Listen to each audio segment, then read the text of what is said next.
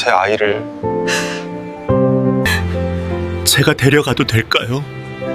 슬퍼하는 여성에게 아이를 데려간다고 하는 남자. 둘 사이에는 어떤 일이 있었는지 알아보도록 하겠습니다. 사연을 시작하기 전에 구독과 좋아요를 눌러주시면 정말 감사하겠습니다.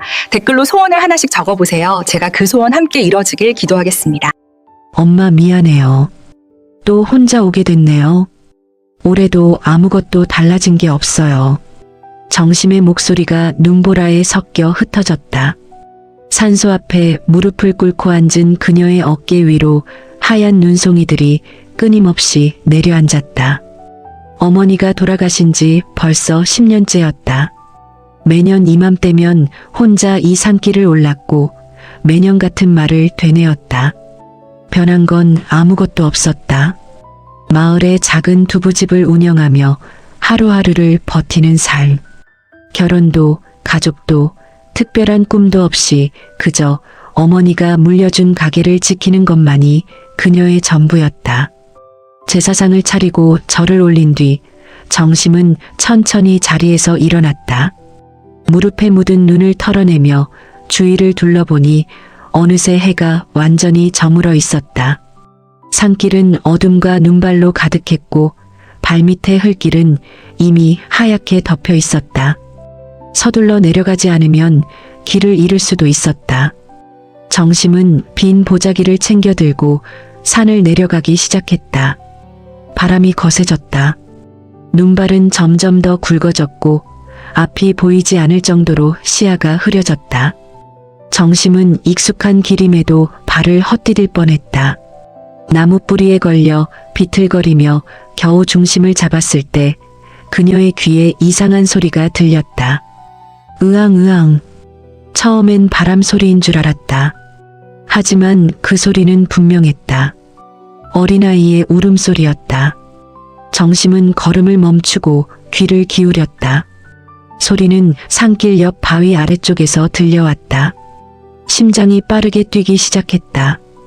이 깊은 산속에 이 추운 날씨에 아이의 울음소리라니.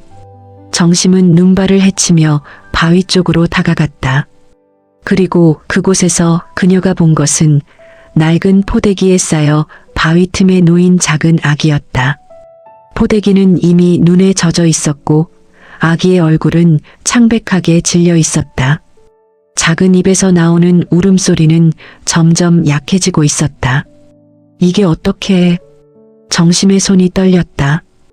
포대기를 열어보니 그 안에는 작은 나무 인형 하나와 찢어진 종이 쪽지가 함께 있었다. 눈에 젖어번진 글씨로 겨우 알아볼 수 있는 문장이 적혀 있었다. 부탁합니다.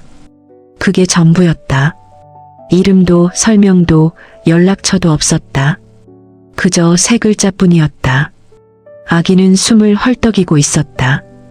입술은 파랗게 질려 있었고 작은 손은 얼음처럼 차가웠다.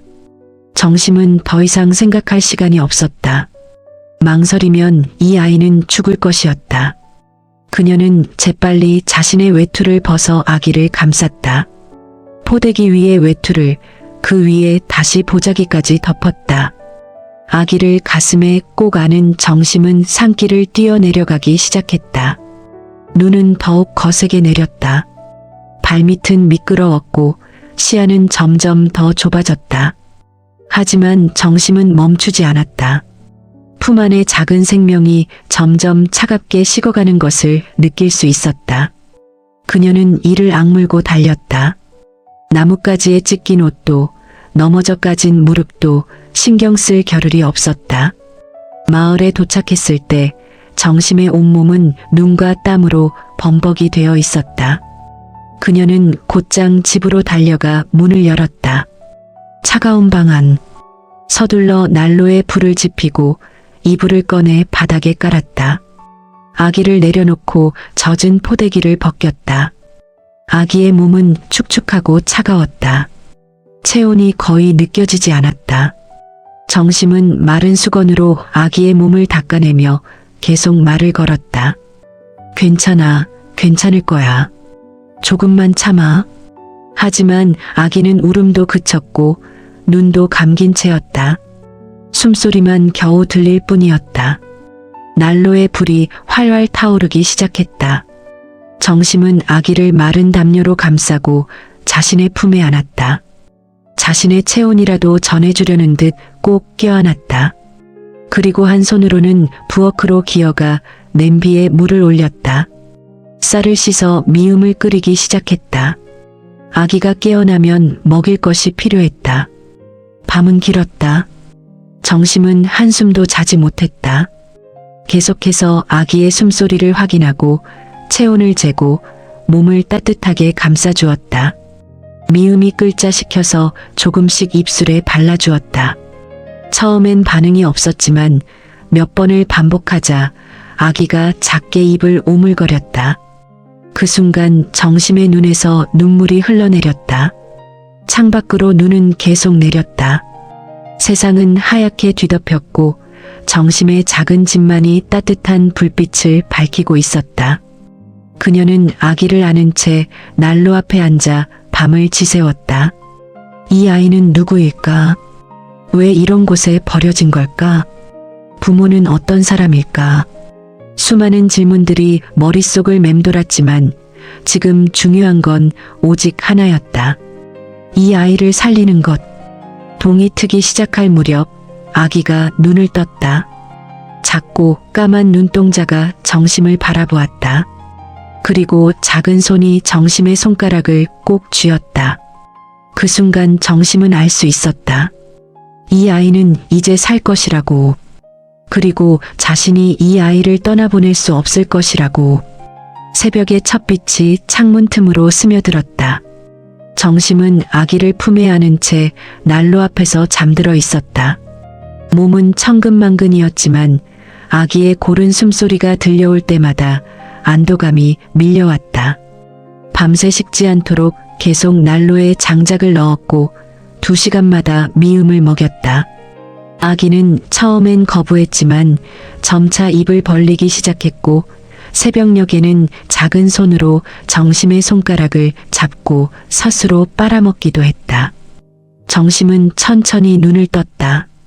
몸을 움직이자 여기저기 근육이 쑤셨다.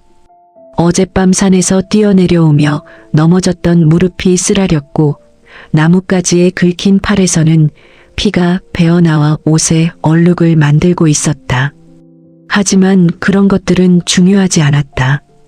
품 안에 아기가 따뜻하게 숨쉬고 있다는 것만이 중요했다. 아기를 조심스럽게 이불 위에 내려놓고 정심은 부엌으로 향했다. 냄비에 남아있던 미음은 식어 있었다. 새로 불을 지피고 물을 끓이기 시작했다. 쌀을 더 넣고 이번에는 조금 더 걸쭉하게 끓였다. 아기가 조금 더 기운을 차릴 수 있도록. 미음을 끓이는 동안 정심은 어젯밤 주워온 물건들을 살펴보았다. 낡은 포대기, 눈에 젖어 거의 찢어질 듯한 종이 쪽지, 그리고 작은 나무 인형. 인형은 손바닥만 한 크기로 정성스럽게 깎아 만든 것이었다. 표면은 매끈했고 눈과 입이 간단하게 새겨져 있었다. 뒷면을 보니 작은 글씨로 무언가가 적혀 있었다. S, E, B. 이니셜인 것 같았지만 무슨 의미인지는 알 수 없었다. 종이 쪽지는 너무 젖어서 글자를 알아보기 어려웠다. 부탁합니다라는 세 글자 외에는 번져서 읽을 수가 없었다. 정심은 쪽지를 조심스럽게 펼쳐 난로 옆에 말렸다. 혹시라도 다른 글자가 보일까 싶어서였다. 하지만 아무리 봐도 더 이상의 정보는 없었다. 미음이 다 끓었다. 정심은 작은 그릇에 담아 식히고 아기에게로 돌아갔다. 아기는 여전히 자고 있었다. 얼굴에는 조금 혈색이 돌기 시작했고 입술도 더 이상 파랗지 않았다. 정심은 아기를 조심스럽게 안아 올렸다. 아기가 눈을 떴다. 어젯밤과 같은 까만 눈동자가 정심을 바라보았다. 배고프지? 정심은 작은 숟가락으로 미음을 떠서 아기의 입술에 가져다 댔다. 아기는 잠시 머뭇거리다가 입을 벌렸다. 미음을 삼키고 또 입을 벌렸다. 정심은 천천히 조심스럽게 계속 먹였다. 아기는 놀라울 정도로 잘 먹었다. 한 그릇을 거의 다 비웠다.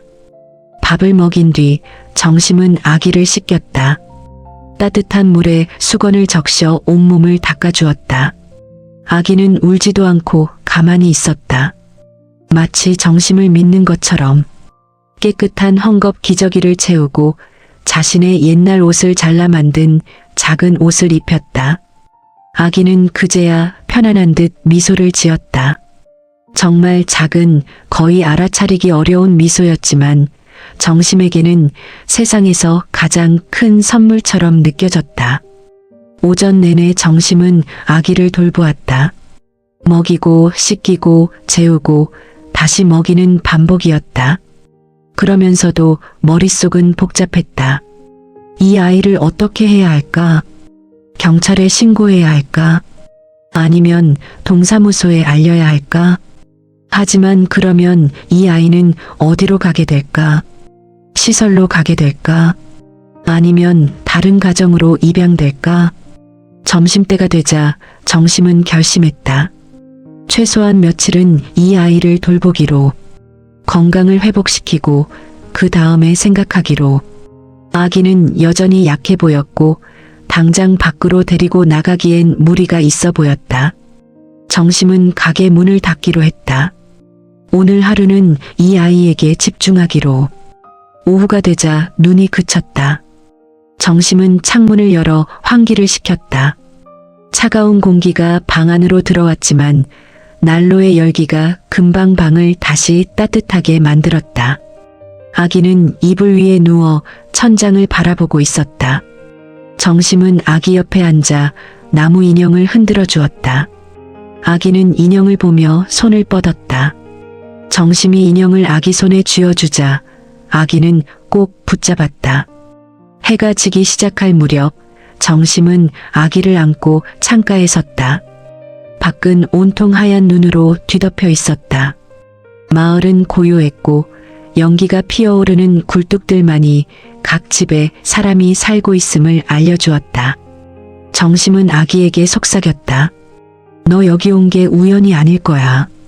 아기는 정심을 바라보았다. 그 눈빛은 너무나 맑고 순수했다. 어쩌면 우리 엄마가 보낸 건지도 몰라. 혼자 사는 나한테 가족을 만들어주려고. 눈물이 볼을 타고 흘러내렸다. 정심은 아기를 더욱 꼭 안았다. 그래, 내가 여기 온 건 이유가 있겠지. 나한테 온 이유가. 정심은 아기의 이름을 지었다. 도아. 도움이 된 아이. 정심에게 도움을 주기 위해 온 아이. 아니, 정심이 도움을 주어야 할 아이. 어쩌면 둘 다일지도 몰랐다. 서로에게 도움이 되는 존재. 그렇게 함께 살아가는 존재. 밤이 되자 정심은 도아를 재우고 조용히 자리에 누웠다. 오늘 하루가 꿈만 같았다. 어제까지만 해도 혼자였던 삶에 갑자기 작은 생명이 들어왔다. 그리고 이상하게도 그 생명이 떠나는 것을 상상할 수 없었다. 이미 정심의 마음속 깊은 곳에 도아가 자리 잡고 있었다. 정심은 천장을 바라보며 생각했다. 내일부터는 현실적인 문제들을 해결해야 할 것이다. 관청에 알려야 하고 절차를 밟아야 하고 사람들에게 설명해야 할 것이다. 하지만 그 모든 것보다 먼저 이 아이를 지키겠다는 마음이 확고했다. 어떤 일이 있어도 도아를 보호하겠다고. 사흘째 되는 날 정심은 더 이상 가게 문을 닫아둘 수 없었다. 생계를 위해서라도 가게를 열어야 했다. 도아는 이제 훨씬 건강해 보였다. 얼굴에는 혈색이 돌았고 울음소리도 힘차졌다. 정심은 도아를 포대기에 업고 가게로 향했다. 가게는 집에서 걸어서 5분 거리에 있었다. 작은 골목 끝에 위치한 낡은 건물이었다. 정시민의 두부국수 간판이 오래되어 빛바랜 채 달려 있었다. 정심은 문을 열고 안으로 들어갔다. 며칠 동안 문을 닫아두어서 안은 찬 기운이 가득했다. 서둘러 난로를 피우고 주방을 정리하기 시작했다. 도화는 가게 한쪽 평상에 이불을 깔아 만든 자리에 누워 있었다. 정심은 일을 하면서도 계속 도화를 확인했다. 울지 않는지, 불편한 건 아닌지 끊임없이 신경 썼다. 다행히 도화는 조용했다. 가끔 작은 소리를 내며 주위를 둘러볼 뿐이었다. 첫 손님이 들어온 것은 오전 10시쯤이었다. 단골 손님인 김씨 할머니였다. 할머니는 가게에 들어서자마자 평상 위의 도화를 보고 눈이 휘둥그레졌다. 어머, 정심아. 저 아기는 누구 아기야? 정심은 잠시 말을 멈췄다. 준비했던 대답이었지만 막상 입 밖으로 꺼내려니 목이 메었다. 제가 키우기로 한 아이예요. 뭐? 키우기로 했다고? 무슨 소리야? 정심은 간단하게 설명했다. 산에서 아이를 발견했고 부모를 찾을 수 없었고 일단 돌보고 있다고. 할머니는 연신 허를 찼다. 아이고, 이런 일이. 근데 정심아, 넌 아직 혼자 사는데 애를 키운다는 게 어디 쉬운 일이냐? 알아요. 하지만 그냥 둘 수가 없었어요. 할머니는 한동안 말이 없다가 도화를 들여다보았다. 그리고 작게 미소 지었다. 참 복스럽게 생겼네. 눈이 맑아. 정심은 안도의 한숨을 내쉬었다. 할머니가 이해해주는 것 같았다. 하지만 그날 오후부터 마을 사람들의 반응은 다양했다. 어떤 이들은 동정적이었고 어떤 이들은 의아해했다. 그리고 어떤 이들은 노골적으로 반대했다. 미혼 여자가 남의 애를 왜 키워? 나중에 친부모 나타나면 어쩌려고? 애 하나 키우는 게 얼마나 힘든데 혼자서 어떻게 감당해? 수군거림은 금방 마을 전체로 퍼졌다. 정심은 그 시선들을 느낄 수 있었다. 가게에 손님이 올 때마다 사람들은 도화를 힐끗힐끗 쳐다보았다. 어떤 이들은 직접적으로 물었고 어떤 이들은 그냥 쳐다만 보았다. 정심은 같은 설명을 하루에도 몇 번씩 반복해야 했다. 저녁 무렵 마을 이장인 성규가 가게를 찾아왔다. 그는 마을에서 가장 신망받는 사람이었다. 정심보다 나이가 많았고 마을 일을 공정하게 처리하는 것으로 유명했다. 성규는 가게에 들어서자 조용히 문을 닫았다. 정심씨, 얘기 좀 할 수 있을까요? 네, 이장님. 성규는 평상 위의 도화를 바라보며 말했다. 아이를 발견했다는 얘기 들었습니다. 사정을 이해는 합니다만 법적인 절차가 필요할 것 같습니다. 정심은 고개를 숙였다. 알고 있었다. 언젠가는 해야 할 일이었다. 경찰에 신고를 해야 합니다. 유기된 아동으로 신고하고 관할 기관에서 조사를 받아야 합니다. 그 과정에서 친부모를 찾으려 할 거고요. 만약 찾지 못하면 그때 입양 절차를 밟을 수 있습니다. 입양이요? 네. 정심 씨가 정식으로 보호자가 되려면 입양 절차가 필요합니다. 물론 쉽지 않습니다. 경제적 능력, 양육 환경, 여러 가지를 심사받아야 하니까요. 정심은 가슴이 철렁 내려앉는 것을 느꼈다. 경제적 능력이라니. 그녀는 겨우 작은 가게를 운영하며 생계를 유지하는 처지였다. 양육 환경이라니.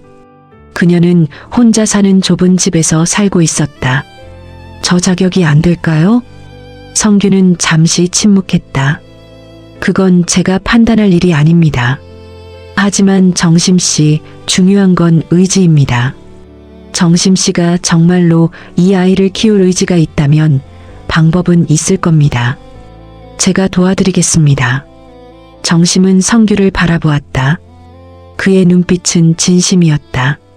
감사합니다, 이장님. 내일 같이 경찰서에 갑시다. 신고부터 하고 앞으로 어떻게 해야 할지 상담받아 봅시다. 성규가 떠난 뒤 정심은 도화를 안아 올렸다. 도화는 배가 고픈지 칭얼거리고 있었다.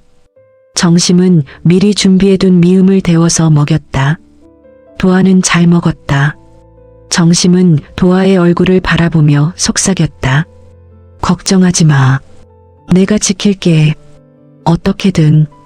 밤이 되어 집으로 돌아왔을 때 정심은 처음으로 현실의 무게를 실감했다. 경찰 신고, 조사, 입양 절차. 그 모든 것이 그녀에겐 낯설고 두려웠다. 하지만 포기할 수는 없었다. 도아는 이미 그녀의 삶에서 떼어낼 수 없는 존재가 되어 있었다. 정심은 도아를 재우고 책상 앞에 앉았다. 서랍에서 공책을 꺼내 펜을 들었다. 그리고 적기 시작했다. 앞으로 해야 할 일들, 준비해야 할 서류들, 필요한 돈. 하나하나 적다 보니 막막함이 밀려왔다. 하지만 동시에 결심도 단단해졌다. 내가 책임질게요. 정심은 작게 중얼거렸다. 그 말은 도아에게 하는 것이기도 했고 자기 자신에게 하는 것이기도 했다. 정심은 공책을 덮고 불을 껐다. 내일부터 진짜 싸움이 시작될 것이었다. 6년이 흘렀다. 도아는 이제 7살이 되었다. 작고 연약했던 아기는 건강하고 총명한 아이로 자라났다. 정심은 온갖 어려움을 뚫고 정식으로 도아의 양육자가 되었다. 경찰 조사, 아동보호기관의 심사, 법원의 허가. 그 모든 과정이 쉽지 않았지만 성규 이장의 도움과 마을 사람들의 증언, 그리고 무엇보다 정심의 끈질긴 의지로 결국 해냈다. 도아는 가게에서 정심과 함께 시간을 보냈다. 유치원에 다녀온 뒤에는 가게 한쪽 평상이 도아의 공간이었다. 거기서 그림을 그리고 책을 보고 장난감을 가지고 놀았다. 하지만 최근 들어 정심은 도아의 특별한 재능을 발견하기 시작했다. 어느 날 오후 가게는 손님들로 북적였다. 점심시간이 지난 뒤였지만 여전히 사람들이 들어오고 있었다. 정심은 주문을 받고 국수를 삶고 두부를 썰느라 정신없었다. 그때 도아가 평상에서 일어나 정심에게 다가왔다. 엄마, 저 아저씨 비빔국수 덜 맵게요. 정심은 손을 멈추고 도아를 보았다. 도아가 가리키는 곳에는 방금 들어온 중년 남자가 앉아 있었다. 정심은 아직 그 손님의 주문을 받지 못했다. 도아야, 아직 주문 안 하셨는데? 아니에요. 저 아저씨 지난주에도 왔어요. 비빔국수 덜 맵게 주문하셨어요. 정심은 기억을 더듬어 보았다. 맞았다. 일주일 전쯤 그 손님이 왔었다. 그리고 비빔국수를 덜 맵게 해달라고 했었다. 정심도 겨우 기억해냈는데 도아는 일주일 전의 손님을 정확히 기억하고 있었다. 정심이 주문을 받으러 가자 예상대로였다. 비빔국수 하나 주세요. 덜 맵게 해주시고요. 정심은 놀라움을 숨기며 주문을 받았다. 주방으로 돌아와 도아를 보니 도아는 아무렇지 않게 다시 평상으로 돌아가 그림을 그리고 있었다. 정심은 이상했다. 자신도 기억하지 못하는 손님을 도아는 얼굴만 보고 주문까지 기억했다. 며칠 뒤 비슷한 일이 또 일어났다. 단골 손님 박씨 할머니가 들어오자 도아가 말했다. 엄마, 할머니 오늘 두부전골이요. 지난번엔 국수 드셨으니까. 정심은 도아를 빤히 쳐다보았다. 박씨 할머니는 보통 국수를 주문했지만 가끔 두부전골을 먹기도 했다. 그리고 정말로 할머니는 두부전골을 주문했다. 할머니, 오늘은 국수 말고 뜨끈한 전골이 당기네요.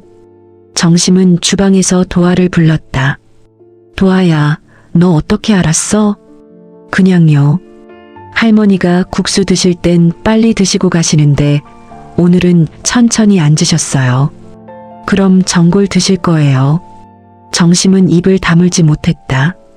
도아는 단순히 주문을 기억하는 것이 아니라 손님들의 패턴을 관찰하고 있었다. 그날 저녁 손님이 모두 떠난 뒤 정심은 도아와 함께 정리를 하면서 물었다. 도아야, 너 손님들 얼굴을 다 기억해? 네. 할머니들, 아저씨들, 학생들 다 기억해요. 언제부터 기억했어? 도아는 생각해 보더니 대답했다. 처음부터요. 한 번 본 얼굴은 안 잊어버려요. 정심은 놀라웠다. 도아는 완벽한 기억력을 가지고 있었다. 얼굴뿐 아니라 주문 내역, 방문 시간, 심지어 손님들의 작은 습관까지 기억했다. 며칠 뒤 동네 초등학교 교사인 지우가 가게를 찾았다. 지우는 정심과 같은 또래로 마을에서 몇 안 되는 젊은 여성이었다. 두 사람은 자연스럽게 친해졌고 지우는 종종 가게에 들러 정심과 이야기를 나눴다. 정심 씨, 도아 어때요? 학교 준비는 잘 되고 있어요? 네, 선생님. 내년이면 학교 가는데 걱정도 되고 기대도 되네요. 지우는 평상에 앉아 그림을 그리는 도아를 보았다. 도아는 종이에 숫자들을 빼곡히 적고 있었다. 도아야, 뭐하니? 계산이요. 지우가 가까이 다가가 보니 도아는 두 자릿수 덧셈과 뺄셈을 하고 있었다. 그것도 아주 빠른 속도로. 어머, 도아야. 이거 누가 가르쳐줬어? 아니요. 혼자 했어요. 지우는 정심을 보았다. 정심은 어깨를 으쓱했다. 저도 몰랐어요. 언제 저렇게 숫자를 배웠는지. 지우는 도아에게 몇 가지 문제를 내보았다. 15 더하기 27은? 49 빼기 18은? 도아는 고민도 하지 않고 바로 답했다. 게다가 모두 정확했다. 정심씨, 도아는 수학적 재능이 있어요. 이 나이에 이렇게 빠르게 계산하는 건 흔한 일이 아니에요. 정심은 놀라면서도 기뻤다. 도아가 특별한 아이라는 것을 알고는 있었지만 이렇게 객관적으로 확인받으니 뿌듯했다. 지우는 도아에게 계산기를 하나 꺼내주었다. 도아야, 이거 갖고 놀아봐. 도아는 계산기를 받아들고 호기심 가득한 눈으로 버튼을 눌러보기 시작했다. 숫자를 입력하고 더하고 빼고 그리고 금방 계산기 사용법을 완벽하게 익혔다. 지우는 감탄했다. 놀라워요, 정말. 도아는 논리적 사고력이 뛰어나요. 학교 가면 수학을 아주 잘할 거예요. 정심은 도아를 바라보았다.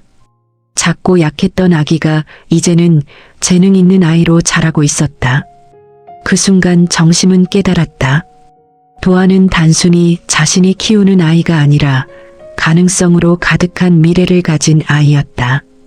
그날 밤 정심은 도아를 재우며 말했다. 도아야, 너는 특별한 아이야. 엄마가 항상 응원할게. 도아는 눈을 반짝이며 대답했다. 엄마도 특별해요. 세상에서 제일 좋은 엄마예요. 정심은 도아를 꼭 안았다. 눈물이 났지만 이번엔 행복한 눈물이었다. 봄이 되자 가게는 바빠지기 시작했다. 날씨가 풀리면서 사람들이 밖으로 나오기 시작했고 정심의 가게에도 손님이 늘었다. 정심은 매일 아침 일찍 일어나 두부를 만들고 육수를 끓였다. 도아는 유치원에 다녀온 뒤 가게에서 정심을 도왔다. 물론 7살 아이가 할 수 있는 일은 제한적이었지만 도아는 나름의 방식으로 도움을 주었다. 도아는 손님들의 패턴을 관찰했다. 어떤 손님이 언제 오는지, 무엇을 주문하는지, 얼마나 오래 머무는지, 그리고 그 정보들을 머릿속에 저장했다. 정심은 처음에는 그저 도아의 특별한 기억력이라고만 생각했다. 하지만 곧 도아가 단순히 기억하는 것 이상의 일을 하고 있다는 것을 깨달았다. 어느 월요일 아침이었다. 정심은 평소처럼 재료를 준비하고 있었다. 주말에 손님이 많아서 두부가 많이 소진되었다. 정심은 오늘은 두부를 많이 만들어야겠다고 생각하며 콩을 불리고 있었다. 그때 도아가 말했다. 엄마, 오늘은 두부찌개가 더 나갈 것 같아요. 정심은 손을 멈추고 도아를 보았다. 왜 그렇게 생각해? 지난주 월요일이랑 날씨가 비슷해요. 그때도 두부찌개 많이 나갔어요. 정심은 고개를 갸웃했다. 월요일에는 보통 비빔국수나 칼국수 같은 간단한 메뉴가 많이 나갔다. 두부찌개는 주로 저녁이나 주말에 주문이 많았다. 하지만 도아가 그렇게 말하니 정심은 한번 믿어보기로 했다. 그래, 그럼 두부찌개 준비를 좀 더 해둘까? 네.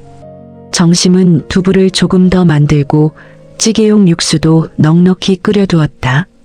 그리고 점심시간이 되었다. 첫 손님은 단골 박씨 할머니였다. 할머니는 평소대로 국수를 주문할 줄 알았는데 의외의 말을 했다. 오늘은 두부찌개 먹고 싶네. 날씨가 애매해서 뜨끈한 게 당겨. 정심은 놀랐다. 그리고 두 번째, 세 번째 손님도 두부찌개를 주문했다. 점심시간 내내 두부찌개 주문이 쏟아졌다.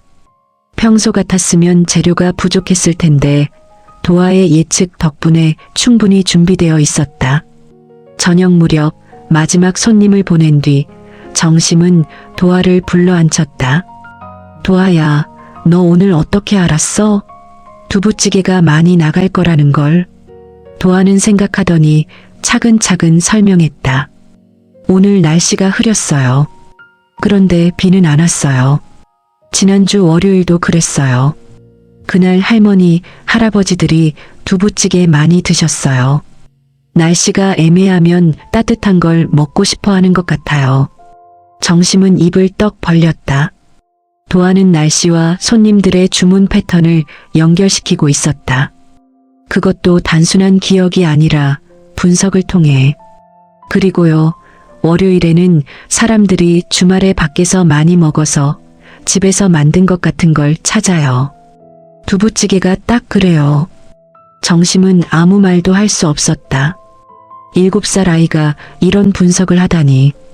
정심은 도아를 꼭 안아주었다. 도아야, 너 정말 대단해. 엄마보다 장사를 더 잘하는 것 같아. 도아는 부끄러운 듯 웃었다. 그 이후로 정심은 도아의 의견을 적극적으로 물어보기 시작했다. 어떤 메뉴를 준비해야 할지, 재료를 얼마나 사야 할지. 도아는 매번 놀라울 정도로 정확한 예측을 내놓았다. 비 오는 날에는 칼국수가 잘 나가고, 더운 날에는 냉국수가 인기고, 주말 저녁에는 두부전골이 많이 팔린다고.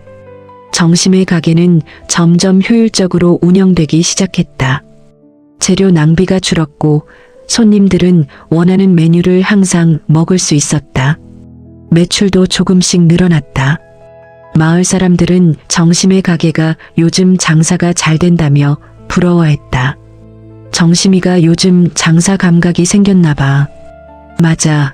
요즘 가게 가면 먹고 싶은 게 딱 있어. 사람들은 몰랐다. 그 뒤에 도아의 놀라운 관찰력과 분석력이 있다는 것을. 정심은 도아에게 고마웠다. 도아가 없었다면 가게는 여전히 그저 그런 동네 식당에 머물렀을 것이다. 하지만 도아가 있어서 정심의 가게는 조금씩 특별해지고 있었다. 어느 저녁 정심은 도아에게 물었다. 도아야, 커서 뭐가 되고 싶어? 도아는 잠시 생각하더니 대답했다. 엄마 가게 도와주고 싶어요. 그리고 숫자 공부도 하고 싶어요. 정심은 웃었다. 그럼 엄마 가게를 세상에서 제일 유명한 가게로 만들어 볼까? 네.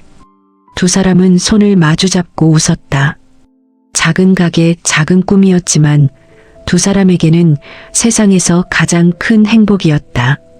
여름이 끝나갈 무렵 마을에 소문이 돌기 시작했다. 정심의 가게 건너편 오랫동안 비어있던 건물에 새로운 가게가 들어온다는 소식이었다. 처음에는 별 생각 없이 듣고 넘겼다. 마을에 가게가 하나 더 생기는 것쯤이야 흔한 일이었다. 하지만 공사가 시작되면서 분위기가 달라졌다. 건물 전체가 리모델링 되었다. 낡은 외벽은 깨끗한 타일로 바뀌었고 큰 유리창이 설치되었다. 그리고 며칠 뒤 번쩍이는 간판이 달렸다. 마찬들 칼국수 앤드 두부 빨간색과 노란색으로 화려하게 빛나는 간판이었다. 정심은 그 간판을 보는 순간 가슴이 철렁 내려앉았다. 프랜차이즈였다.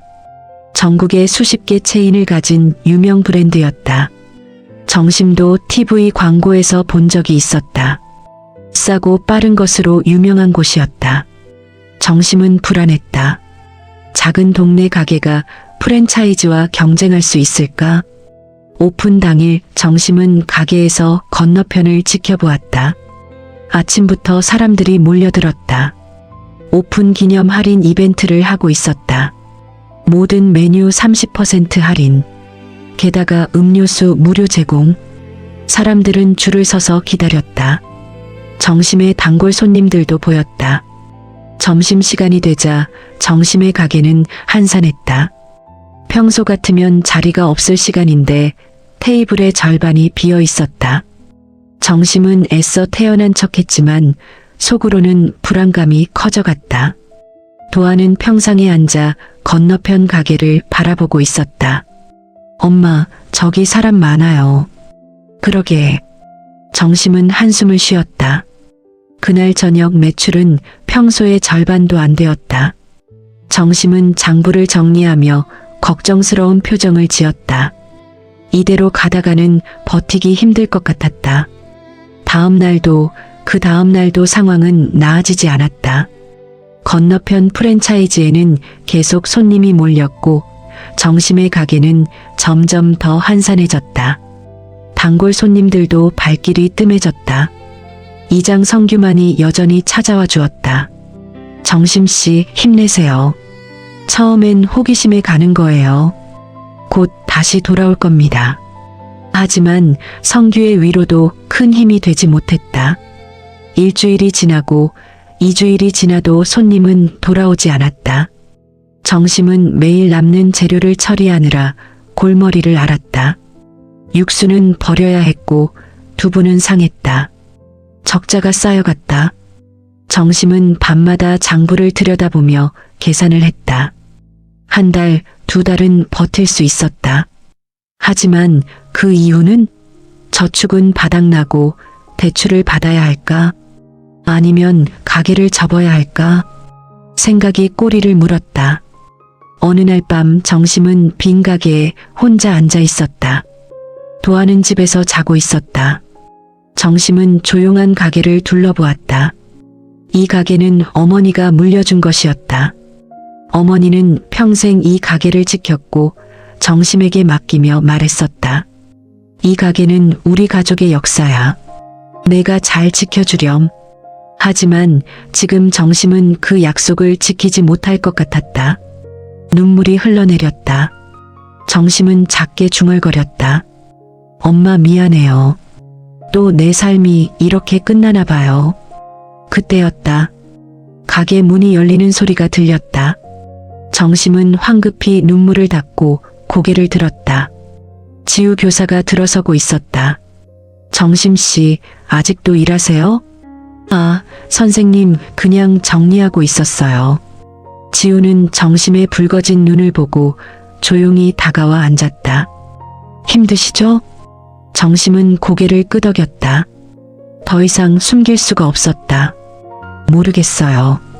어떻게 해야 할지 이대로 가게 문을 닫아야 하나 싶기도 하고. 지우는 정심의 손을 잡았다. 정심씨, 포기하지 마세요. 정심씨 가게는 특별해요. 프랜차이즈가 흉내 낼 수 없는 게 있어요. 뭐가 특별해요? 저기는 싸고 빠르고 깨끗한데 정심씨에게는 정성이 있잖아요. 그리고 도화가 있고요. 정심은 고개를 들었다. 지우가 말을 이었다.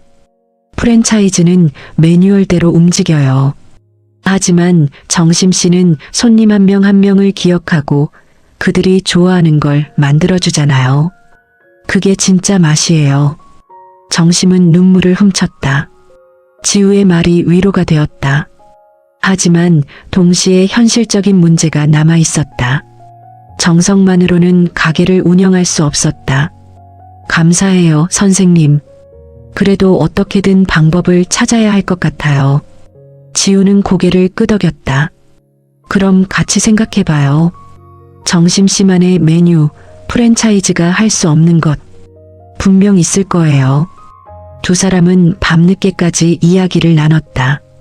하지만 뚜렷한 해답은 나오지 않았다. 지우가 돌아간 뒤 정심은 텅 빈 가게에 다시 혼자 남았다.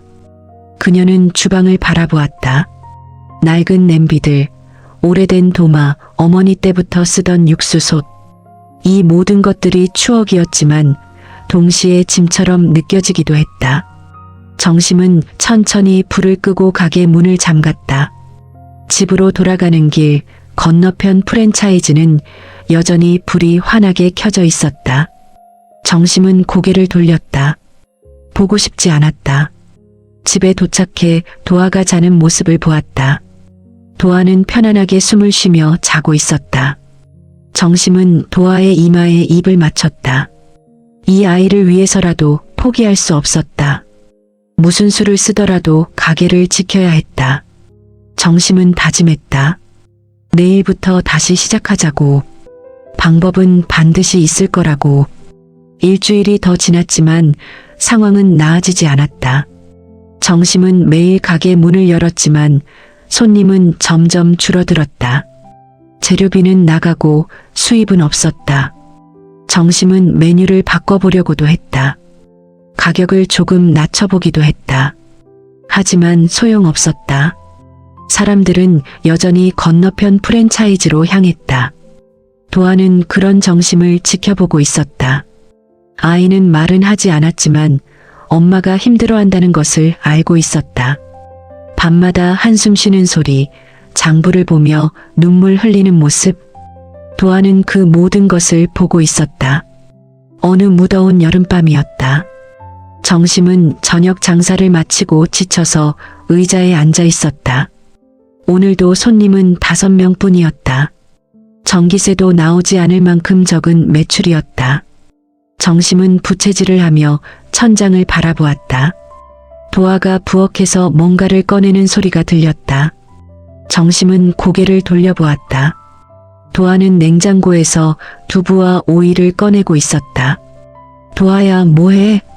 엄마, 이거 먹어요.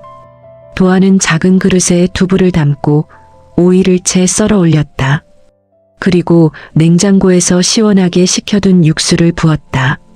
마지막으로 얼음을 동동 띄웠다. 정심은 그 모습을 멍하니 바라보았다. 이게 뭐야? 엄마가 지난번에 해준 거요. 두부 냉국수? 기억 안 나요? 정심은 기억을 더듬었다. 맞았다. 지난 여름 너무 더운 날 도아에게 시원한 걸 먹이려고 즉흥적으로 만들었던 메뉴였다. 두부를 잘라넣고 차가운 육수를 부은 간단한 요리. 도아가 맛있게 먹었던 기억이 났다. 정심은 한 숟가락 떠먹어 보았다. 시원하고 깔끔했다. 더운 날씨에 딱 맞는 맛이었다. 하지만 정심은 고개를 저었다. 맛은 있는데 이걸 손님들한테 팔 수 있을까? 도아는 정심을 똑바로 바라보며 말했다. 엄마, 우리는 뜨거운 국수 말고 시원한 한 그릇 하면 안 돼요? 정심은 말문이 막혔다. 도아의 눈빛은 진지했다. 저기 가게는 뜨거운 것만 팔아요. 칼국수, 찌개, 전골. 근데 지금 너무 더워요. 사람들은 시원한 게 먹고 싶을 거예요. 정심은 생각에 잠겼다. 도아의 말이 맞았다. 한여름에 뜨거운 국수를 먹는 건 부담스러웠다. 냉면집은 있었지만 간단하고 시원한 한 끼를 먹을 곳은 마을에 없었다. 프랜차이즈도 냉메뉴는 없었다. 그런데 도아야, 이게 팔릴까? 사람들이 좋아할까? 모르겠어요. 하지만 해보면 알 수 있잖아요. 정심은 도아를 바라보았다. 7살 아이의 눈에서 희망이 보였다. 정심은 결심했다. 한번 해보자. 잃을 게 뭐가 더 있겠는가. 다음 날 정심은 새벽부터 일어나 준비를 시작했다. 두부를 더 많이 만들고 육수를 끓여 차갑게 식혔다. 오이, 토마토, 삶은 달걀 같은 고명들을 준비했다. 그리고 가게 앞에 작은 손글씨 간판을 내걸었다. 여름 한정 메뉴 마이너스 시원한 두부 냉국수. 오전 내내 손님은 오지 않았다. 정심은 조금씩 불안해지기 시작했다. 역시 안 되는 건가? 하지만 도아는 평상에 앉아 태연하게 그림을 그리고 있었다. 점심시간이 되자 젊은 여자 손님 한 명이 들어왔다. 낯선 얼굴이었다. 관광객인 것 같았다. 저기요, 냉국수 있어요? 네, 있습니다. 정심은 재빨리 냉국수를 만들어내왔다. 하얀 두부, 초록색 오이, 빨간 토마토가 예쁘게 담긴 그릇. 투명한 육수에 얼음이 동동 떠 있었다. 여자는 한 숟가락 떠먹어보고 눈이 커졌다. 와, 맛있어요. 시원하고 깔끔하네요. 여자는 순식간에 한 그릇을 비웠다. 그리고 계산을 하면서 말했다. 사진 찍어도 돼요? 인스타그램에 올리고 싶어서요. 그럼요. 여자는 가게 앞에서 사진을 찍고 음식 사진도 찍었다. 그리고 만족스러운 표정으로 떠났다. 정심은 첫 손님을 보내고 조금 안도했다. 적어도 맛은 괜찮은 것 같았다. 하지만 오후 내내 손님은 오지 않았다. 저녁이 되어서야 할머니 손님 두 분이 오셨고 평범한 칼국수를 주문했다. 정심은 실망했다.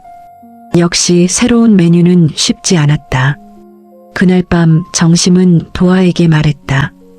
도아야, 오늘 냉국수 한 그릇밖에 안 팔렸어. 괜찮아요. 내일은 더 팔릴 거예요. 정심은 도아의 낙관에 조금 위로받으며 잠자리에 들었다. 다음 날 아침 정심은 가게 문을 여는데 밖에서 웅성거리는 소리가 들렸다. 문을 열자 사람들이 줄을 서 있었다. 정심은 놀라서 물었다. 무슨 일이세요? 냉국수 먹으러 왔어요. 인스타그램에서 봤어요. 정심은 어리둥절했다. 어제 그 여자가 올린 사진이 입소문을 탄 것이었다.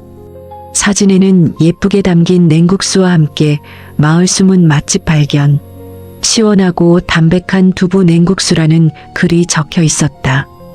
그리고 해시태그들이 주렁주렁 달려 있었다. 그날부터 가게는 다시 바빠지기 시작했다. 냉국수를 먹으러 온 손님들이 다른 메뉴도 주문했다. 두부전골, 비빔국수, 칼국수. 가게는 점점 활기를 되찾았다. 며칠 뒤에는 줄을 서서 기다리는 손님들도 생겼다. 정심은 믿을 수 없었다. 일주일 전만 해도 문 닫을 궁리를 하던 가게가 이제는 손님을 돌리기 바쁠 정도였다. 건너편 프랜차이즈를 다녀온 손님들도 하나둘 돌아왔다. 역시 프랜차이즈는 맛이 똑같아. 정심이네가 더 맛있어. 냉국수 먹으러 왔다가 칼국수도 먹었는데 여기가 진짜 맛집이네. 단골 손님들도 미안한 듯 돌아와 말했다. 정심아, 미안해. 한번 가봤는데 역시 여기가 최고야. 정심은 그들을 따뜻하게 맞이했다. 원망은 없었다. 돌아와 줬다는 것만으로도 고마웠다. 한 달 뒤 정심의 가게는 완전히 회복되었다. 매출은 오히려 예전보다 더 늘었다. 냉국수는 여름 시그니처 메뉴가 되었고 사람들은 멀리서부터 찾아왔다. 건너편 프랜차이즈는 여전히 영업을 했지만 정심의 가게만큼 붐비지는 않았다. 어느 저녁 장사를 마치고 정심은 도아를 꼭 안았다. 도아야, 고마워. 내가 아니었으면 우리 가게 문 닫았을 거야. 도아는 웃으며 말했다. 엄마가 맛있게 만들어서 팔린 거예요. 정심은 눈물이 났다. 하지만 이번엔 슬픔이 아니라 기쁨의 눈물이었다. 위기를 넘겼다. 도아와 함께라면 어떤 어려움도 이겨낼 수 있을 것 같았다. 시간은 빠르게 흘렀다. 냉국수의 성공 이후 정심의 가게는 마을에서 가장 사랑받는 식당이 되었다. 도아는 이제 초등학교 1학년이 되었다. 학교에서도 도아는 특별한 아이였다. 수학 시간에는 선생님보다 빠르게 문제를 풀었고 급식 시간에는 친구들의 이름과 좋아하는 반찬을 모두 기억했다. 지우 교사는 도아의 담임이 되었다. 지우는 도아의 재능을 알아보고 특별히 신경 써서 지도했다. 방과 후에는 도아에게 심화 수학 문제를 주기도 했고 과학 실험을 함께 하기도 했다. 도아는 모든 것을 스펀지처럼 흡수했다. 봄이 오던 어느 날이었다. 학교에서 소풍을 갔다. 도아는 친구들과 함께 산을 오르고 도시락을 먹고 즐거운 시간을 보냈다. 그런데 점심을 먹던 중 도아의 목에 걸린 작은 인형이 돗자리 위로 떨어졌다. 도아야, 이거 뭐야? 친구 하나가 주워서 물었다. 나무로 깎아 만든 작은 인형이었다. 손바닥보다 작은 크기로 오래되어 색이 바랜 상태였다. 도아는 인형을 받아들며 대답했다.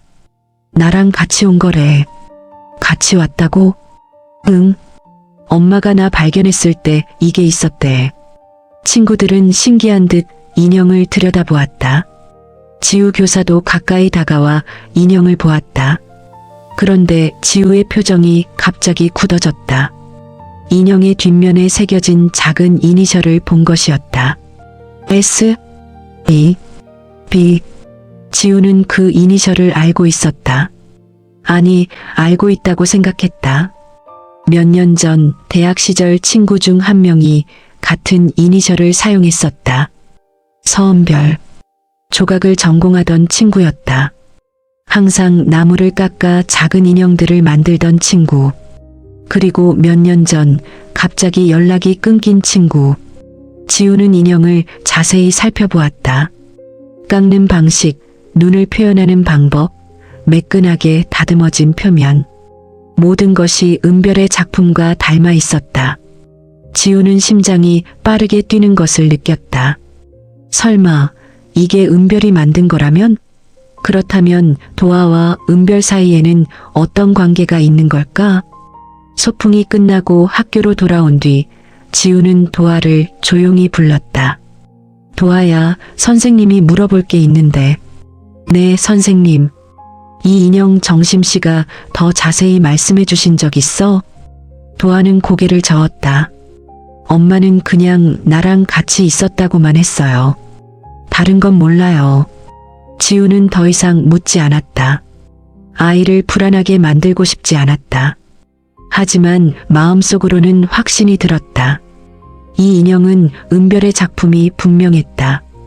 그렇다면 도아는 은별과 어떤 관계일까?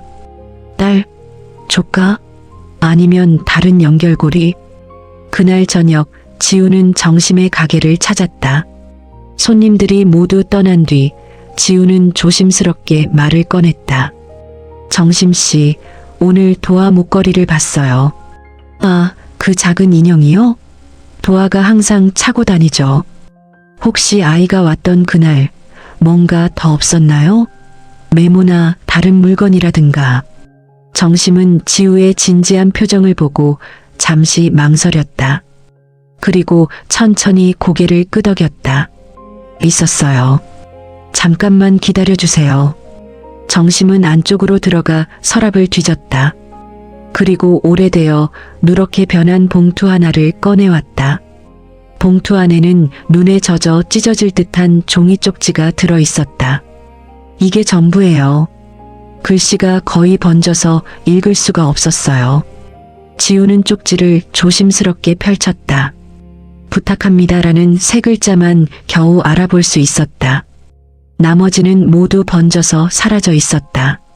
하지만 쪽지의 한쪽 구석, 거의 보이지 않을 정도로 흐릿하게 남아있는 글자가 하나 더 있었다. 지우는 눈을 가늘게 뜨고 자세히 들여다보았다. 별. 지우의 손이 떨렸다. 은별이었다. 서은별이 맞았다. 정심씨, 제가 아는 사람 같아요. 이 글씨체, 이 인형을 만든 사람. 정심은 놀라서 지우를 쳐다보았다. 정말요? 누구신데요? 제 대학 친구예요. 서은별이라고 조각을 전공했었어요. 항상 나무 인형을 만들었죠. 정심은 입술을 깨물었다. 7년 동안 궁금했던 것이었다. 도아의 친부모가 누구인지, 왜 도아를 버렸는지, 그리고 이제 실마리가 보이기 시작했다. 그 친구분 지금 어디 계세요? 지우는 고개를 저었다. 모르겠어요. 몇 년 전부터 연락이 끊겼어요. 마지막으로 본 건 7년 전쯤이었던 것 같아요. 정심은 계산을 해보았다. 7년 전, 도아를 발견한 그 애였다. 지우도 같은 생각을 하고 있었다. 정심씨, 혹시 은별이 도아의 친모일 수도 있다는 거죠. 두 사람은 침묵했다. 무거운 진실이 공기를 짓눌렀다. 정심은 봉투를 꼭 쥐었다. 이제 어떻게 해야 할까? 이 사실을 도아에게 말해야 할까? 아니면 그냥 묻어두어야 할까? 지우가 조심스럽게 말했다. 정심씨, 제가 은별을 찾아볼게요. 혹시 모르니까 도아에게는 아직 말하지 마세요. 확실해진 다음에 결정하는 게 좋을 것 같아요. 정심은 고개를 끄덕였다.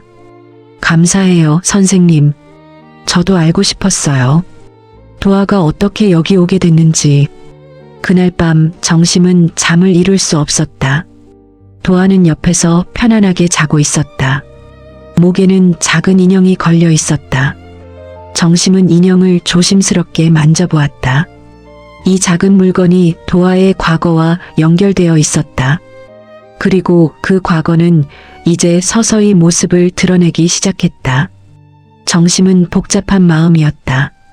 한편으로는 도아의 뿌리를 알고 싶었다.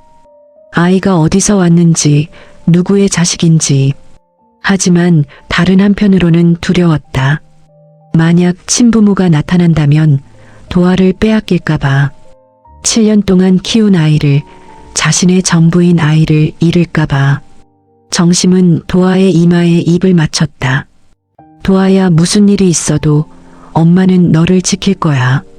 도아는 잠결에 작게 미소 지었다. 정심은 그 미소를 보며 다짐했다. 진실이 무엇이든 도아의 곁을 떠나지 않겠다고. 도아가 선택할 수 있도록 함께 있어주겠다고. 며칠 뒤 지우가 다시 찾아왔다. 표정이 어두웠다. 정심씨, 은별을 찾았어요. 정심의 심장이 쿵 내려앉았다. 어디 있어요? 지우는 천천히 말했다. 은별은 5년 전에 세상을 떠났어요. 정심은 말을 잃었다.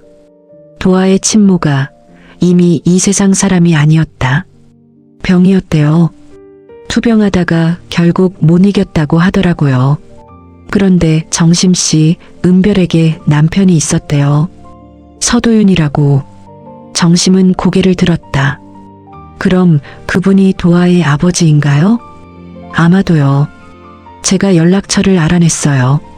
그런데 지우는 망설였다. 연락해야 할까요? 정심은 창밖을 바라보았다. 도아는 학교에서 아직 돌아오지 않았다. 평화로운 오후였다. 하지만 이 평화가 곧 깨질지도 몰랐다. 선생님, 제가 생각해 볼게요. 조금 시간을 주세요. 지우는 고개를 끄덕이고 떠났다. 정심은 혼자 가게에 남아 생각에 잠겼다. 도아의 친부. 그 사람은 도아가 여기 있다는 것을 알까? 알고 있다면 왜 찾아오지 않았을까? 아니면 모르고 있는 걸까? 정심은 어렵게 결정을 내렸다. 도아에게는 진실을 알 권리가 있었다. 그리고 친부에게도 도아를 만날 권리가 있었다. 설령 그것이 정심에게 고통을 준다 해도 옳은 일이었다. 며칠 뒤 정심은 지우에게 연락했다. 선생님, 그분께 연락해 주세요. 도아가 여기 있다고. 일주일이 지났다. 정심은 매일 불안한 마음으로 하루를 보냈다. 도아에게는 아직 아무 말도 하지 않았다. 어떻게 설명해야 할지 몰랐다. 7년 동안 엄마였던 자신이 사실은 친엄마가 아니라는 것을. 진짜 부모가 있다는 것을 어떻게 말하면 도아가 상처받지 않을까? 정심은 밤마다 연습했다. 거울을 보며 혼자 중얼거리며 어떤 말이 좋을지 고민했다. 하지만 완벽한 말은 없었다. 어떻게 말하든 도아는 충격을 받을 것이었다. 그리고 어느 토요일 오후 그 사람이 왔다. 가게에는 손님이 몇 명 있었다. 정심은 평소처럼 주문을 받고 요리를 하고 서빙을 하고 있었다. 도아는 평상에 앉아 숙제를 하고 있었다. 평화로운 주말 오후였다. 가게 문이 열렸다. 정심은 습관적으로 인사를 했다. 어서 오세요. 그런데 들어온 사람은 손님처럼 보이지 않았다. 30대 후반으로 보이는 남자였다. 깔끔한 옷차림에 검은색 가방을 들고 있었다. 하지만 얼굴은 초췌했다. 며칠 동안 잠을 못 잔 것 같았다. 남자는 가게 안을 둘러보다가 평상에 앉아있는 도아를 발견했다. 그 순간 남자의 얼굴이 일그러졌다. 눈물이 주르륵 흘러내렸다. 남자는 그 자리에 멈춰서서 도아를 바라보기만 했다. 정심은 가슴이 철렁 내려앉았다. 저 사람이 도윤이구나. 도아의 친부구나. 정심은 손님들에게 양해를 구하고 가게 문을 닫았다. 남은 손님들도 분위기를 눈치채고 조용히 자리를 떴다. 가게 안에는 정심과 도윤, 그리고 도아만 남았다. 도아는 무슨 일인지 몰라 두 어른을 번갈아 쳐다보았다. 도윤이 떨리는 목소리로 말했다. 아이 도아가 여기에 있다고 들었습니다. 정심은 고개를 끄덕였다. 네, 제가 키우고 있습니다. 도윤은 한 걸음 더 다가왔다. 무릎이 풀려 주저앉을 것 같았지만 간신히 버텼다. 저는 서도윤이라고 합니다. 도아의 아버지입니다. 정심은 목이 메었다. 예상했던 순간이었지만 막상 닥치니 숨이 막혔다. 도아는 눈이 휘둥그레졌다. 아버지요? 도윤은 도아를 보며 눈물을 흘렸다. 그래 아빠야. 미안해. 너무 늦게 찾아왔구나. 도아는 정심을 보았다. 정심은 고개를 숙였다. 도아는 혼란스러웠다. 갑자기 나타난 낯선 남자가 아빠라니. 그럼 정심은 뭐지? 엄마가 아니란 말인가? 엄마 이게 무슨 말이에요?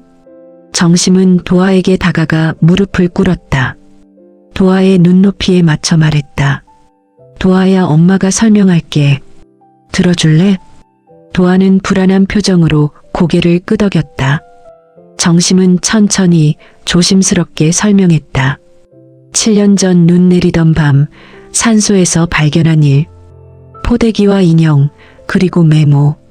도아를 살리기 위해 밤새 돌봤던 일. 그리고 양육자가 되기로 결심했던 일. 도아는 말없이 들었다. 표정은 굳어 있었다. 정심이 말을 마치자 도아는 작게 물었다.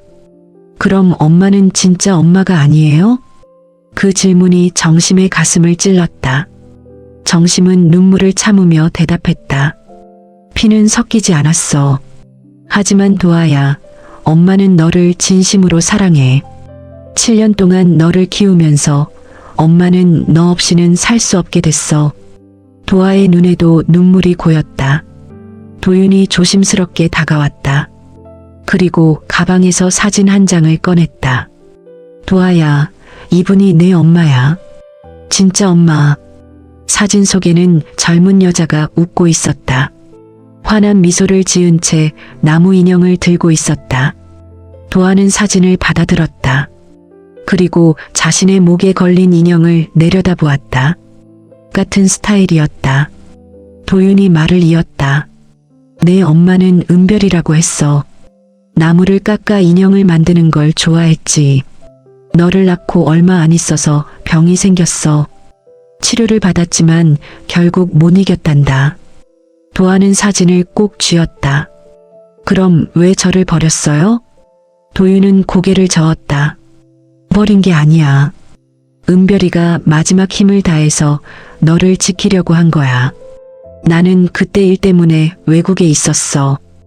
은별이는 혼자 너를 키우다가 몸이 너무 안 좋아졌어. 병원에 입원해야 할 정도였지. 그래서 너를 일시적으로 안전한 곳에 맡기려고 한 거야. 정심은 도윤의 말을 들으며 고개를 끄덕였다. 그래서 산소 근처에 도화를 두었던 것이구나.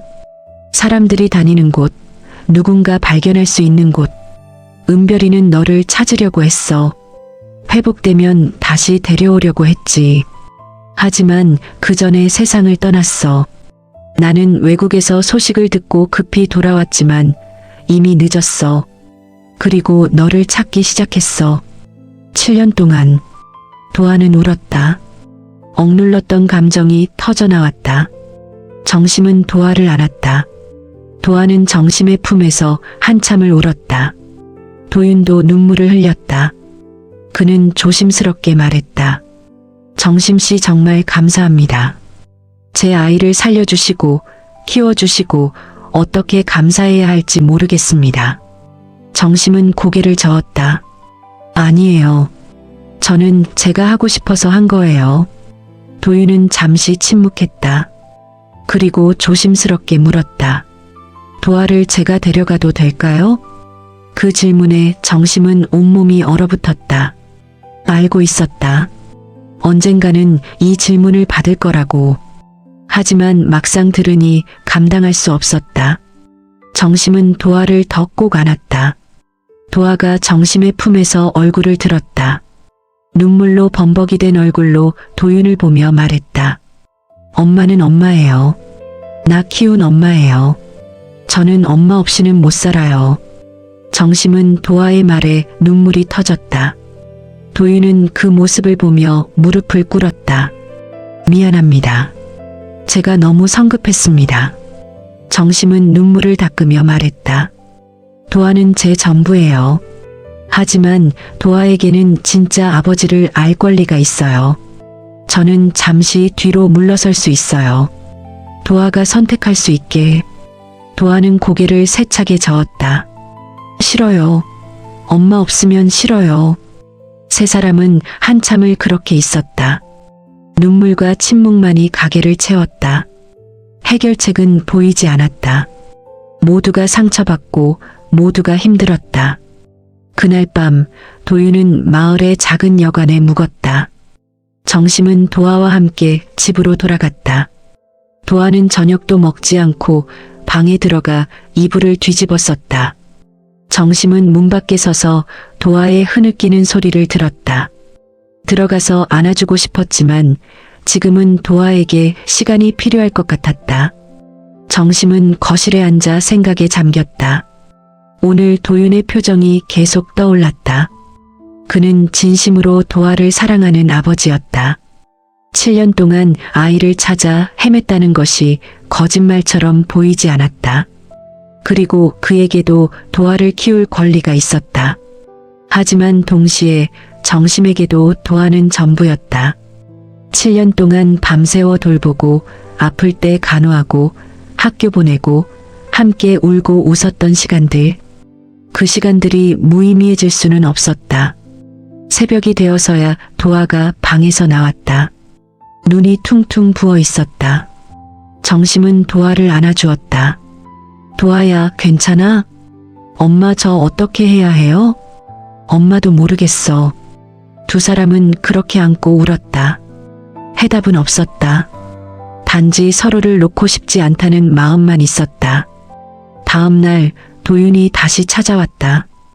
이번엔 지우 교사도 함께였다. 지우가 중재자 역할을 자처한 것이었다. 네 사람은 가게에 둘러앉았다. 지우가 먼저 말을 꺼냈다. 모두 도화를 사랑하시잖아요. 그럼 도화에게 가장 좋은 게 뭔지 생각해봐요.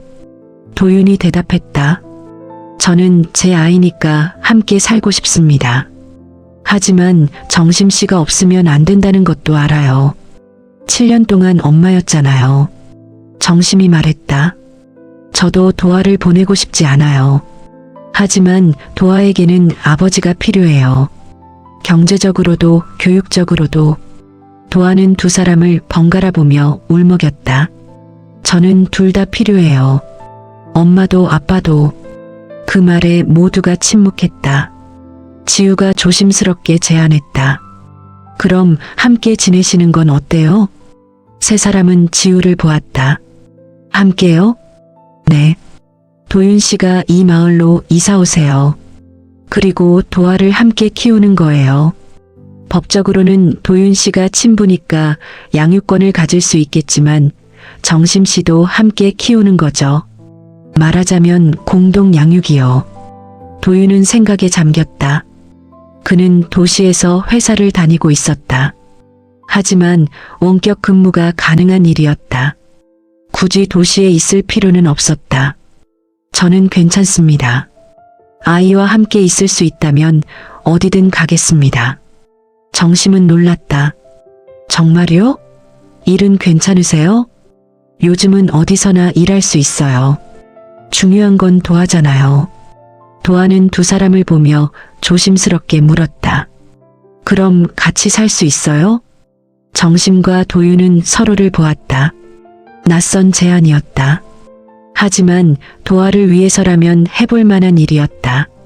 며칠 뒤 법적 절차가 시작되었다. 도윤은 친자 확인을 위한 유전자 검사를 받았다. 결과는 명확했다. 도윤은 도아의 생물학적 아버지가 맞았다. 법원은 도윤에게 양육권을 인정했다. 하지만 도윤은 정심을 공동 양육자로 지정해달라고 요청했다. 판사는 특이한 케이스라며 조사를 진행했다. 도아와의 면담, 정심과의 면담, 마을 사람들의 증언. 모든 과정을 거친 뒤 법원은 결정을 내렸다.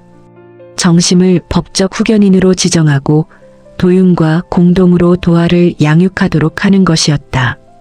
도윤은 마을에 작은 집을 얻었다. 정심의 집에서 걸어서 10분 거리였다. 도아는 평일에는 정심과 지내고 주말에는 도윤과 시간을 보내기로 했다. 그리고 중요한 결정은 세 사람이 함께 내리기로 했다. 처음에는 어색했다. 도윤은 육아 경험이 없었다. 도아의 좋아하는 음식도 습관도 친구들도 몰랐다. 하지만 정심이 하나하나 알려줬다. 도아는 매운 걸 못 먹어요. 그리고 자기 전에 책 읽어주는 걸 좋아해요. 밤에 불 끄고 자는 걸 무서워해서 작은 불은 켜두어야 해요. 도윤은 열심히 배웠다. 주말마다 도아와 시간을 보냈다. 처음에는 공원에 가거나 영화를 보는 것뿐이었다. 하지만 점차 두부 만드는 법도 배우고 가게 일도 도왔다. 도아는 처음에는 어색해했지만 시간이 지나면서 조금씩 마음을 열었다. 어느 주말 도윤은 도아와 함께 정심의 가게를 찾았다. 정심 씨, 오늘 두부 만드는 거 가르쳐 주세요. 정말요? 네. 제가 할 줄 알아야 도아한테 물려줄 수 있잖아요. 정심은 웃었다. 도윤은 진심이었다. 세 사람은 함께 두부를 만들었다. 콩을 불리고 갈고 끓이고 응고시키는 과정. 도윤은 서툴렀지만 열심히 따라했다. 도아는 두 사람을 보며 행복해했다. 1년이 지났다. 도아는 이제 학교에서 가장 행복한 아이 중 하나였다. 2명의 부모가 있었고 사랑받고 있었다. 성적도 좋았고 친구들도 많았다. 무엇보다 꿈이 생겼다. 과학자가 되고 싶다고 했다. 엄마, 나 커서 과학자 될 거야. 그래서 사람들 도와주는 거 만들 거야. 정심은 도아를 안아주었다. 그래, 넌 뭐든 할 수 있어. 도윤도 도아를 격려했다. 아빠가 응원할게. 공부하는 거 필요한 거 있으면 다 사줄게. 도아는 웃었다. 그해 가을, 세 사람은 은별의 묘지를 찾았다. 도아는 처음 보는 엄마의 묘 앞에서 꽃을 놓았다. 엄마, 저 잘 지내고 있어요. 여기 계신 엄마도 사랑하고 날 키워준 엄마도 사랑해요. 그리고 아빠도요. 정심과 도윤은 도아의 양옆에 서서 손을 잡았다. 어색하지만 따뜻한 손길이었다. 그날 밤 정심의 가게에서 세 사람은 함께 저녁을 먹었다. 도윤이 만든 두부찌개였다. 맛은 아직 서툴렀지만 정성이 느껴졌다. 아빠, 맛있어요. 정말 다행이다. 정심은 그 모습을 보며 웃었다. 이상한 가족이었다. 피로 연결되지 않았고 전통적인 형태도 아니었다. 하지만 사랑으로 연결되어 있었다. 그것만으로 충분했다. 도윤이 조용히 말했다. 정심씨, 아니, 정심씨가 함께 해주시면 제가 배우겠습니다. 늦게 만났지만 이제는 같이 지키자고요. 도화를. 정심은 고개를 끄덕였다. 네, 같이 지켜요. 도화는 두 사람을 보며 환하게 웃었다. 그 웃음이 가게를 환하게 밝혔다. 몇 년 뒤 도화는 중학생이 되었다. 여전히 수학과 과학을 좋아했고 꿈을 향해 달려가고 있었다. 정심의 가게는 마을에서 가장 유명한 맛집이 되었고 도윤은 이제 두부 만들기의 달인이 되어 있었다. 어느 저녁 도화는 숙제를 하다가 정심에게 물었다. 엄마, 저 어렸을 때 정말 눈 속에서 발견했어요? 응, 그랬지. 신기해. 그때 엄마가 날 발견하지 못했으면 어떻게 됐을까? 정심은 도화의 머리를 쓰다듬었다. 그런 일은 없었어. 엄마가 널 찾았고 우리는 가족이 됐어. 그게 운명이었던 거야. 도화는 웃으며 다시 숙제에 집중했다. 정심은 창밖을 바라보았다. 눈이 내리고 있었다. 7년 전 그날처럼. 하지만 이제는 두렵지 않았다. 도화가 있었고 도윤이 있었고 사랑이 있었다. 정심은 작게 중얼거렸다. 눈 속에서 시작된 인연은 피보다 먼저 마음으로 가족이 되었다. 그리고 그 말은 진실이었다. 세 사람은 서로 다른 방식으로 연결되어 있었지만 한 가족이었다. 도화에 돌아올 집은 두 곳이었고 그것은 도화를 두 배로 행복하게 만들었다. 가게의 불은 여전히 따뜻하게 빛났고 도화의 웃음소리는 계속 울려 퍼졌다. 그것이 세 사람의 해피엔딩이었다. 오늘의 이야기가 여러분 마음에 작은 울림이 되었나요? 그렇다면 앞으로도 황금북이 전해드릴 여러분의 하루에 잔잔한 위로가 되어줄 이야기들을 놓치지 않도록 구독과 좋아요 부탁드립니다. 또한 오늘 사연의 주인공에게 따뜻한 한마디 남겨주시면 큰 힘이 될 거예요. 당신의 오늘을 진심으로 응원합니다. 지금까지 황금북이었습니다.